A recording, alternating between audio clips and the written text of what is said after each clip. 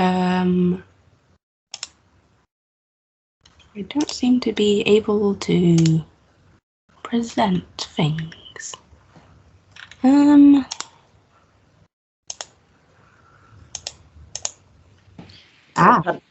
panic. We have a Gary just in case. There we go. I think I found it. Can we see things? Yes. Cool. All right. So, hello. I'm Laura-Beth. I'm actually doing a practice-led PhD at the University of West England here in sunny Bristol. Like Kern, I should probably apologise in advance. I also live on a very busy road between like a hospital, a fire station and a police station. So there's often loud sirens every 10 minutes. So apologies for that in advance. My PhD is actually looking at the use of 3D printing in stop motion.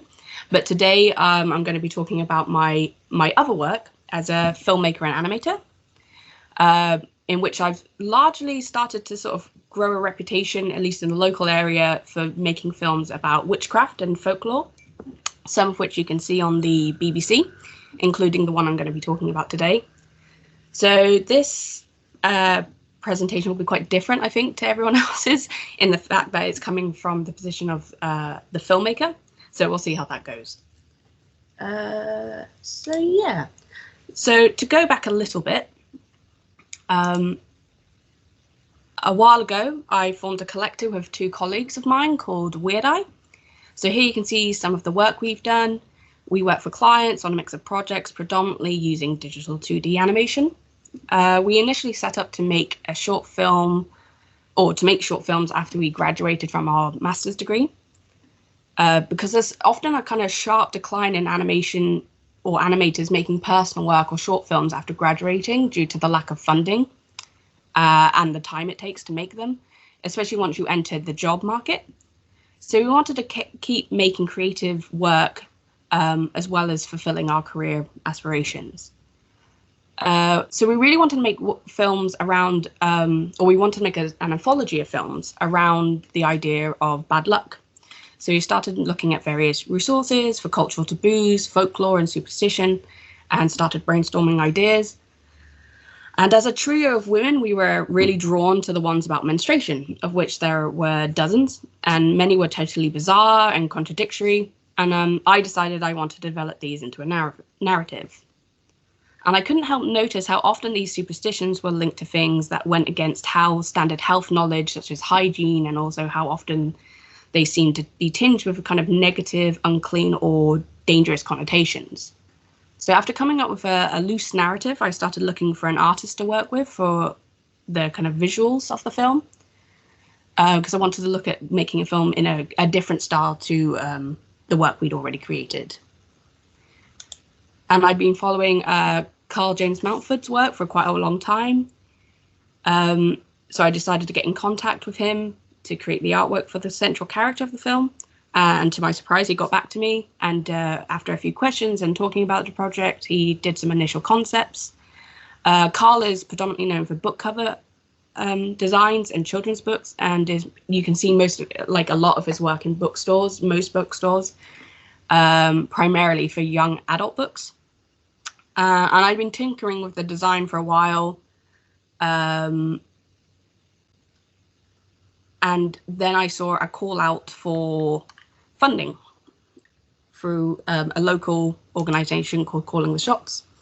And they were doing a series of films, live action and animation films with young filmmakers with the Arts Council England and BBC Arts. And they wanted films that had a look at modern Britain in various guises. And it had to be a film that was no longer than 5 minutes. And had these kind of, buzzwordy things. So it had to be relevant, talkable, timeless, original. There was a budget of about $5,500. And it also offered training and mentorship and post-production support by an organization that works with the BBC quite a lot. So you can still see the film online. I'm not sure if I can send the link, but I'm going to show the film now. But if you want, I'll send the link at the end of the talk and you can watch it in slightly better resolution, because sometimes when you show video clips in talks like this, it kind of lags a bit. But we'll watch the film now. It's very short.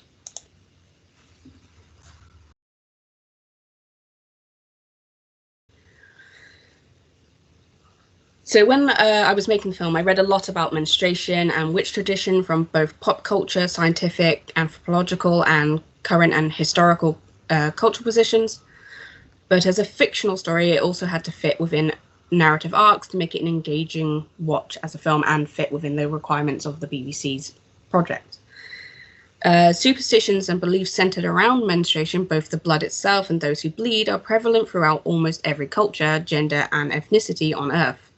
These vary in severity globally and often are linked to misconceived ideas around poison, sickness, and religious beliefs. Many of the more extreme examples include isolating individuals in menstrual huts, secluding them from religious activities, and insisting on either avoiding cleaning themselves or, on the flip side, ritualization or cleaning. There we go. That's a tongue twister. So one of the earliest written references to menstruation outside of religious texts is that of Pliny the Elder, in which he refers to menstrual blood and the way it can make crops barren, cause grafts to die, gardens to dry up, fruit of trees to fall off, the edge of steel and mirrors become dull, hives of bees die, and it can go, like if a dog eats it, because I don't know why they'd ever be doing that, but it can drive them mad, and just generally very negative connotations. So there are multiple visual representations of these various cultural taboos scattered in the film. These were almost certainly linked to both patriarchal, political, and religious subjugation of women, using menstruation as a reason to categorize women as weak, evil, or impure.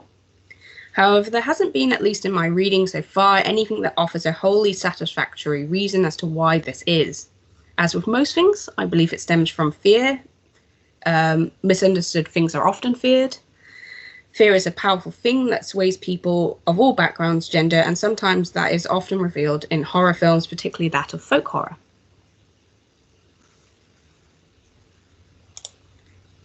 So it's been suggested that menstruation, especially in societies both historic and current that rely heavily on hunting, the menstrual cycle in conjunction with the lunar cycle was used to restrict sexual conquest during the hunting period, which allowed women to influence better hunting and sharing in groups.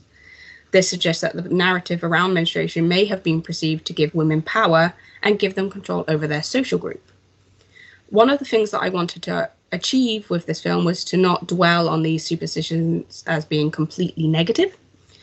I'm quite literal in my outlook on life, and I bring that into my filmmaking often. I decided to say, okay, so let's say all these things are true, although probably quite annoying. It's all a matter of perspective. If I could kill plants, change the weather with a glance, and make things rot or sour, then that would also be, in essence, a kind of magic. I also like the idea of there being some sort of recompense for the amount of pain and unpleasantness and cost being a menstruating woman brings, and if I could magically make things happen, then you better believe I would. The sight of this kind of blood, even in the developed and Western culture, is seen as unpleasant or a taboo, which has come under attack in recent years, as it has systematically throughout history, with such initiatives as Period, the Free Bleed movement, and multiple attempts to end period poverty in countries including our own. A general thrust towards normalizing this natural biological process is often the common pursuit. A good example of how insane this is that the first sanitary product shown on TV with red blood rather than blue fluid was only shown in 2017, a mere 4 years ago. Unfortunately, all of these beliefs often stop people from living full and healthy lives. So the more literal take-home from this film, I hope, is that of empowerment.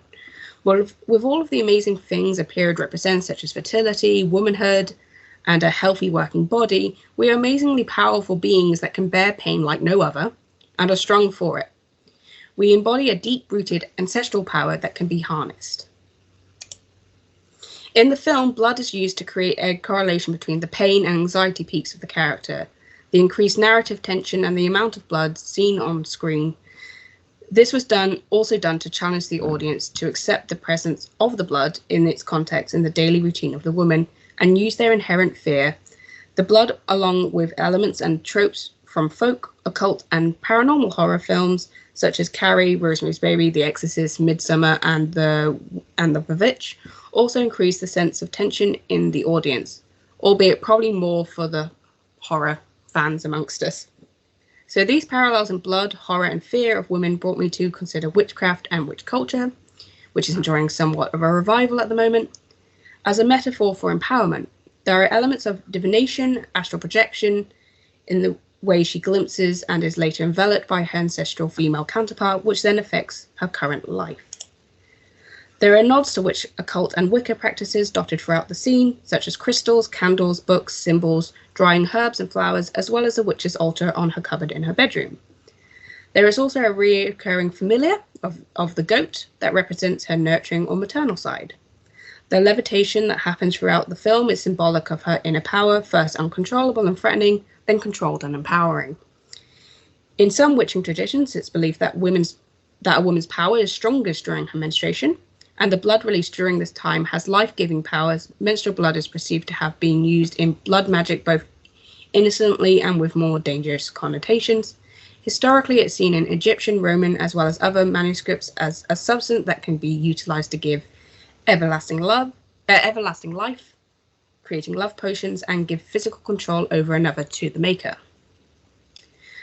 So I tried to keep the character as neutral as possible, as often when a female is at the center of the film, especially one dealing with female health or narratives with horror overtones, she is either portrayed as hysterical or seen as hysterical in the eyes of other characters. I wanted to present her as level-headed and calm. There was quite a lot of back and forth with the producer as the thrust of the film and her intention in the story. Something I felt quite strongly about was that I didn't want her to interact with others. I didn't want her to be trying to meet a deadline or being pressured by social cues. She's having a bad day and she's practicing self-care.